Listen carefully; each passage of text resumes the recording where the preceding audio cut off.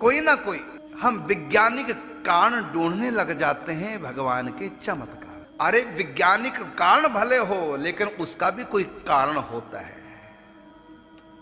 ये सृष्टि कारण पर नहीं चलती, कारण के पीछे महाकारण होता है, और महाकारण के पीछे भी मूल कारण होता है, और मूल कारण के पीछे काल होता है, काल के पीछे महाकाल होता है।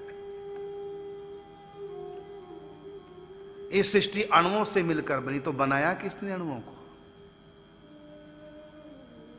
यहां सब फेल है।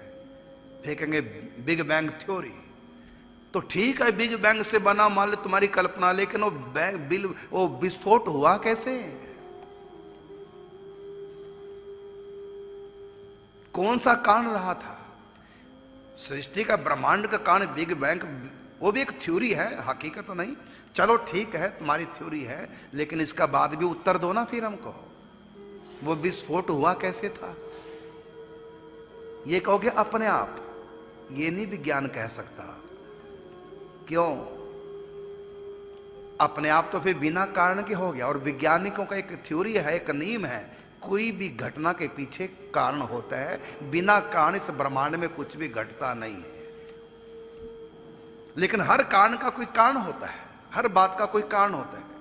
अब इन्होंने सृष्टि का कारण क्या बताया? बिग बैंग, वो विस्फोट, एक अणु में विस्फोट हुआ। लेकिन हमको ये तो बता दो वैज्ञानिकों, उसका कारण क्या था? तुम तो कारण ढूंढते हो ना, वैज्ञानिक कारण। ये तो वैज्ञानिक कह नहीं सकते अपने आप हो गया। यदि कह दिया अपने आप हो गया, तब तो आस्तिक बन जाएंगे वो, क्योंकि वैज्ञानिकों की थ्योरी है कि अपने आप कुछ नहीं होता, कुछ ना कुछ बहुत ही कारण होता है। लेकिन यहां क्या कारण है? तो यहां उनकी बिग बैंग थ्योरी फेल हो जाती है, और स्वयं कहते हैं कि नहीं पता। जब नहीं पता तो फिर ग्रंथों की बात मान लो, अपनी है नहीं, दूसरे की माननी नहीं, तो क्या कहेंगे उसको? जब तुमको कारण नहीं पता तो हमारा शास्त्र कारण बता रहा क्या? कि प्रकृति सूक्ष्म रूप से भगवान के अंदर लीन होती है। भागवत जी कहती है जब तीनों गुणों में साम्य अवस्था प्राप्त हो जाए तो सृष्टि क्रिया विहीन हो जाती है, वो सिमट जाती है। कभी सृष्टि मिटती नहीं, सिमटती है। न रूप मसे तथोपलभ्यते न अंतो न च आदिर न च संप्रतिष्ठा। जब तीनों गुणों में सम्यक अवस्था साम्य हो जाता है, बराबर तीनों गुण हो जाते हैं, प्रलय आ जाती है।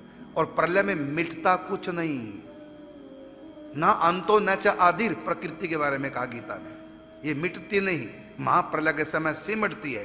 तो कितनी सिमटेगी?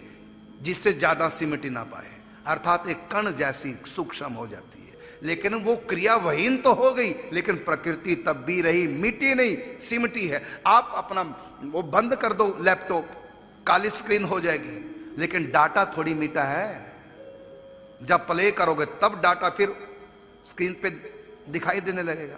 तो कंप्यूटर बंद करने से कंप्यूटर की स्क्रीन ही बंद हुई है, वो अंदर डाटा अभी सुरक्षित है। इसी प्रकार ये भगवान का कंप्यूटर है, बंद कर दिया भगवान ने, प्रलय आ गई, बंद कर दिया, लेकिन डाटा मिटा नहीं। सब आत्मा एक भी नहीं मरी, और ये सारे तत्व प्रकृति के 24 के 24 सिमट गए और एक कण में इतने छोटे बन गए। और फिर उस कण में विस्फोट कैसे, उस कण से फिर दोबारा सृष्टि कैसे बनी? तो भागवत पढ़िए, या तो वैज्ञानिक उत्तर दें कि वो बिग बैंग कैसे हुआ था।